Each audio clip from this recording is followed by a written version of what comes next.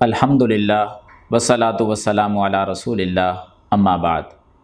मोहतरम सामीन व नाज़रीन, अगर चाहते हो कि हमारे रिज़्क़ के अंदर अल्लाह की तरफ से बरकत का नज़ूल हो जाए तो एक छोटा सा अमल मैं ज़िक्र कर देता हूँ, उस पर आप अमल पैरा हो जाएं तो हमारे रिज़्क़ के अंदर अल्लाह की तरफ से बरकतों का नज़ूल शुरू हो जाएगा। जब हम खाना खा रहे हों उस वक्त एक अदब का ख्याल करें। आदाब ताम है ना कि खाना खाने के कुछ आदाब हैं, उनमें से एक अदब है कि जिस प्लेट के अंदर सालन है आप उसको इस्तेमाल कर रहे हैं, हर लुक़मे के साथ सालन लगा लगा कर खा रहे हैं, तो अदब ये है कि उस प्लेट के साइड से जो है ना वो सालन लिया जाए, प्लेट के दरमियान से ना सालन लिया जाए। इस अदब का ख्याल करें और बरकत का नज़ूल देखें कैसे है। जामे तिर्मिज़ी के अंदर हदीस है, मुफस्सिर कुरान सैयदना अब्दुल्लाह इब्न अब्बास रज़ी अल्लाह ताला अन्हु वो हदीस के रावी हैं।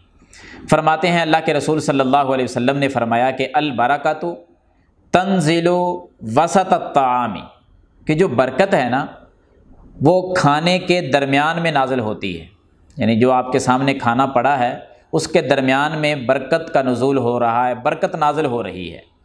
लिहाजा आगे फरमाया कि जब बरकत उस खाने के दरमियान में, उस प्लेट के दरमियान में उतर रही है, तुम्हारा ये काम है कि प्लेट की जो साइडें हैं ना, अतराफ़, उन साइडों से आप सालन और वो खाना जो है इस्तेमाल करते रहें।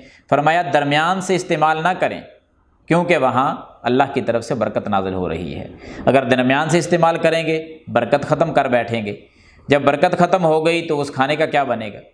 उस खाने में, रिज़्क़ में अगर बरकत चाहते हो तो फिर खाना खाते हुए, खाना तनावल करते हुए उस खाने की साइडों से खाना ले लेकर इस्तेमाल करते रहें, दरमियान को वैसे रहने दें ताकि बरकत उसमें नाज़िल होती रहे। अल्लाह ताला अमल करने की तौफ़ीक़ अता फ़रमाए।